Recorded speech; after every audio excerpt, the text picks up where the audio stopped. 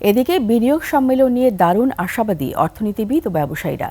তারা বলছেন, বিদেশি বিনিয়োগ আকর্ষণে এই সম্মেলন নতুন সম্ভাবনার দ্বার উন্মুক্ত করবে। তবে সরকারের কর নীতিতে ধারাবাহিকতা, গ্যাস বিদ্যুতের নিরবচ্ছিন্ন সরবরাহ নিশ্চিত করার পাশাপাশি আমলাতান্ত্রিক জটিলতা কমিয়ে আনার পরামর্শ তাদের। প্রয়োজনে কিছু ক্ষেত্রে সংস্কারের কথাও বলছেন তারা। বিস্তারিত সাদিয়া লাবনীর রিপোর্টে। বিনিয়োগ আকর্ষণে ঢাকায় চলছে 4 দিনের বিনিয়োগ সম্মেলন। অংশ নিয়েছে বিশ্বের 50টি দেশের 550 জনের বেশি বিনিয়োগকারী ও ব্যবসা প্রতিষ্ঠানের প্রতিনিধি।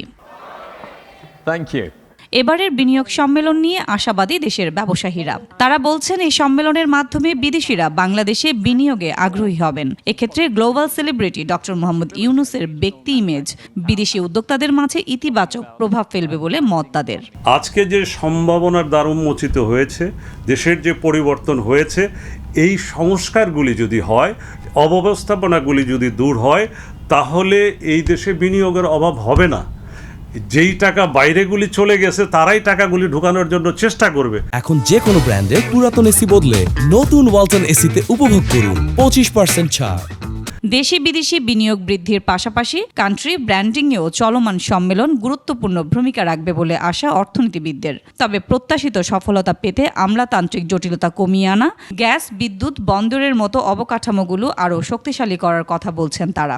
বিনিয়োগের জন্য যে পরিবেশ দরকার, সেই পরিবেশটা কিন্তু তারা পাবে না, তারা যেভাবে চায় আর কি।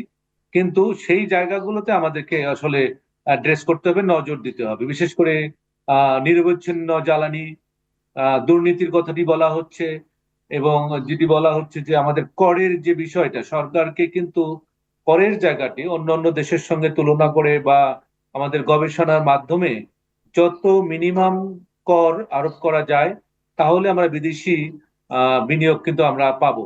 এছাড়া ব্যবসার অনুকূল পরিবেশ, ব্যবসা বান্ধব করনীতি নিশ্চিতের তাগিদ দিয়েছেন ব্যবসায়ী ও অর্থনীতিবিদরা। সাদিয়া লাবনী, 21 টেলিভিশন, ঢাকা।